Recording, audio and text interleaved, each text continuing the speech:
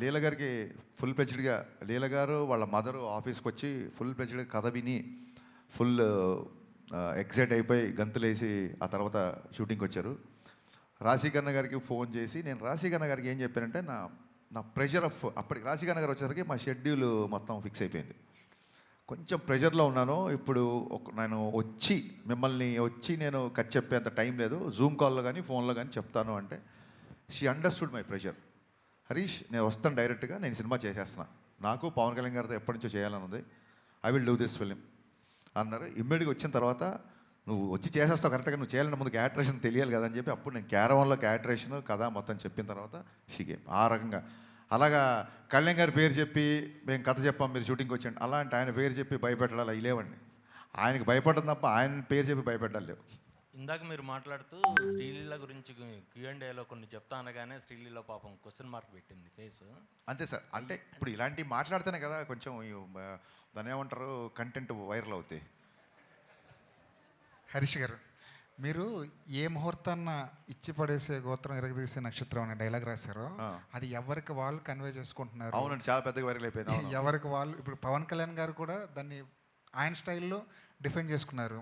అసలు మా ఓడిదే ఇచ్చి పడేసే గోత్రం ఎరగదీసే నక్షత్రం, మా ఓడి ఊరుకోడు, వాడు ఎరగదీస్తాడు ఇచ్చి పడేస్తాడని చెప్పి మీకే ఏదైతే డైలాగ్ ఉందో అది మీకు డెడికేట్ చేశారు. అవునండి. ఇక్కడ ఉన్న ఈ ముగ్గురికి ఈ నక్షత్రాలు ఆ డైలాగ్ని డిఫైన్ చేస్తే ఎవరెవరికి ఎలాంటి డైలాగ్ రాస్తారు సార్ ఈ ముగ్గురికి?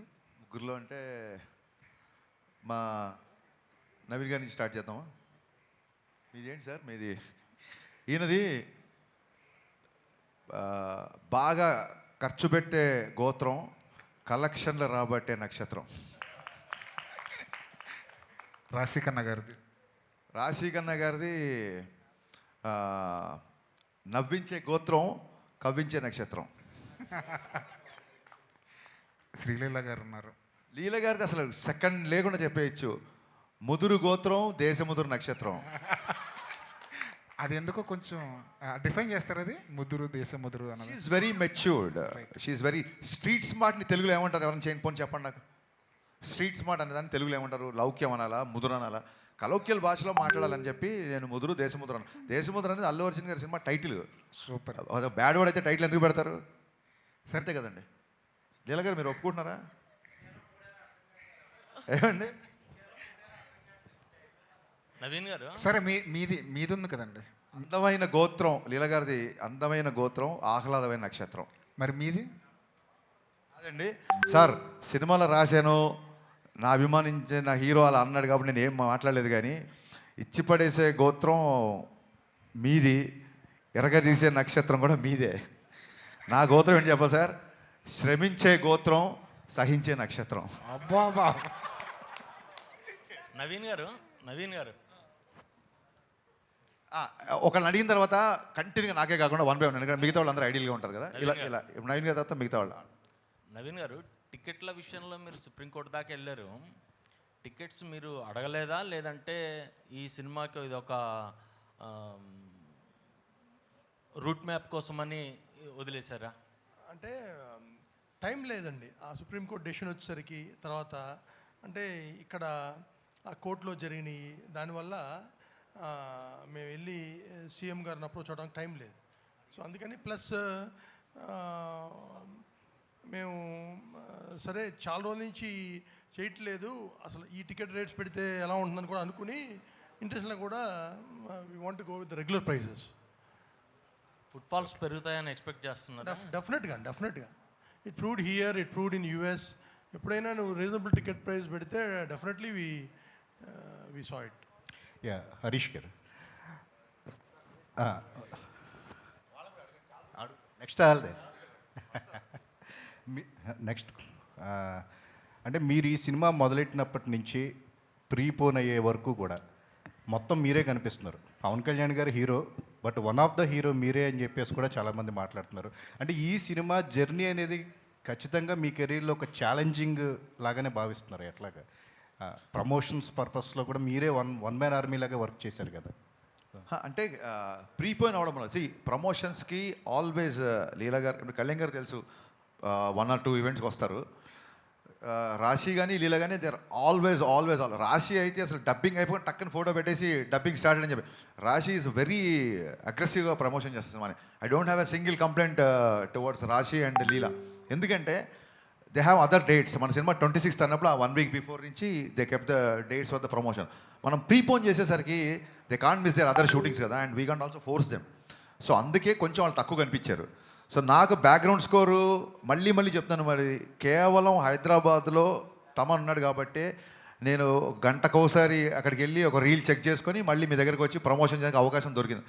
ప్రీపోన్ మూలంగా తీసుకున్న డెసిషన్ ఏది తమన్ బ్యాక్గ్రౌండ్ స్కోర్ వెళ్ళడం అనేది. సో తమన్ హైదరాబాద్లో ఉండడం మూలంగానే ఇంత ప్రెషర్లో కూడా ప్రీపోన్ అయినా సరే I could promote my film. And ఇంకోటి ఏంటంటే వన్ మ్యాన్ ఆర్మీ అని కాదండి, నాకు నేను ఏ టైం చెప్తే ఆ టైం నేను మీ సందర్భం వచ్చింది కాబట్టి చెప్తున్నా. సార్ రేపు ఇంటర్వ్యూ పెట్టుకోవచ్చా అని ఎవరిని అడిగితే సార్ రేపు పెట్టుకోవచ్చు కానీ ఏ టైమో నాకు తెలియదు, తమను ఎప్పుడు పిలుస్తాడో నాకు తెలియదు, కాబట్టి నేను ఒక అరగంట ముందు చెప్తే మీకు ఓకేనా అన్నందుకు మొత్తం మీడియా అండి, మొత్తం మీడియా పబ్లిసిటీ విషయంలో ఎంత సపోర్ట్ చేసిందంటే నేను మనస్ఫూర్తి సాష్టాంగ నమస్కారం చేస్తున్నాను మీకు. నేను ఏ టైం అంటే ఆ టైంకి మీరు ప్రమోట్ చేశారు.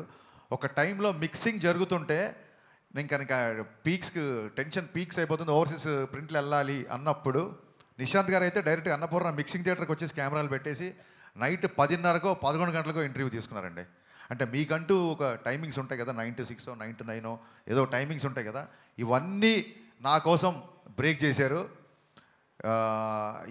ఈ ఉస్తాద్ ప్రమోషన్స్ నేను జీవితంలో మర్చిపోలేను, లైఫ్ లాంగ్ నేను మీడియాని గుర్తుపెట్టుకుంటాను. ఈ సినిమా టీజర్ రిలీజ్ అయినప్పుడు ఒక శ్లోకం, భగవద్గీత శ్లోకం ఒకటి వస్తుంది. భగవద్గీత అని చెప్పి ఒక డైలాగ్ ఉంటుంది. మీ హీరోయిన్ల పేరు కూడా గీతా శ్లోక అని పెట్టారు.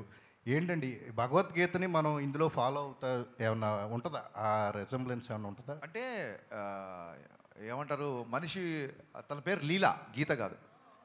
గీత మన యాంకర్, బట్ ఈవిడ పేరు మటుకు శ్లోక, సినిమాలో శ్లోక. లేదు ఆయన కరెక్టే చెప్పారు, ఒక పేరు రాంగ్ చెప్పారు అంతే. లీల పేరు లీలానే, శ్లోక ఈ అమ్మాయి పేరు.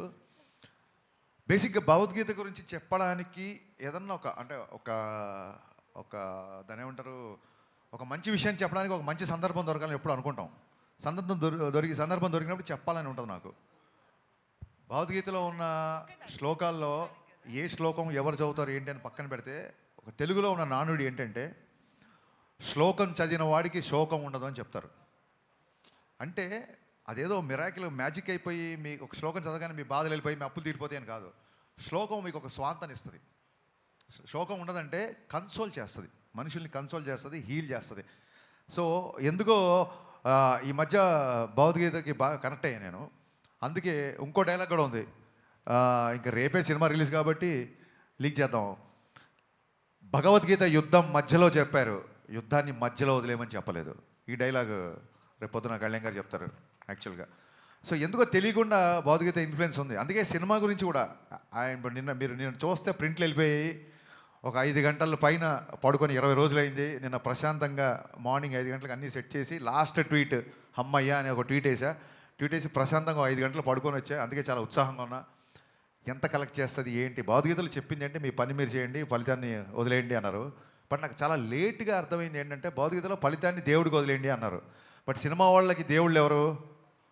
ప్రేక్షకులే. అందుకేనేమో ప్రేక్షక దేవుళ్ళు అంటారు, నాకు మొన్న అర్థమైంది. సో పని చేయడం నా పని, ఈ డైలాగ్ కూడా బాగుంది, పని చేయడమే నా పని. ఓకే, సో ఫలితాన్ని ప్రేక్షక దేవుళ్ళకి వదిలేస్తున్నాం. సో వాళ్ళు డిసైడ్ చేస్తారు రిజల్ట్ అనేది. అందుకు ఆ ఇన్ఫ్లుయెన్స్ అలా ఉంది యాక్చువల్గా. నవీన్ గారు శ్రీలీల గారు ఇక్కడ. శ్రీలీల గారికి ఇవ్వండి. నేను మైక్ శ్రీలీల గారు 2 yearsగా ఈ ప్రాజెక్ట్కి కమిట్ అయి ఉన్నారు. ఈ ప్రాజెక్ట్ మూలంగా ఏమన్నా అవకాశాలు వదులుకోవాల్సి వచ్చిందా క్లాష్ వల్ల? ఎప్పుడు అడిగితే అప్పుడు డేట్లు ఇవ్వాలి కదా ఈ సినిమాకి. అంటే ఆ ప్రాసెస్లో మీరు అన్నట్టు ఐ థింక్ ఈ 2 years జర్నీలో కొన్నిసార్లు అలా జరుగుతాయండి, అండ్ అలా జరిగింది. బట్ ఇట్స్ ఓకే పర్లేదండి. నేను I've come to terms with it and I'm very happy. ఈ సినిమాతో నాకు ఇంకొంచెం లాంగర్ ట్రావెల్ ఉండడం వల్ల so I had to choose.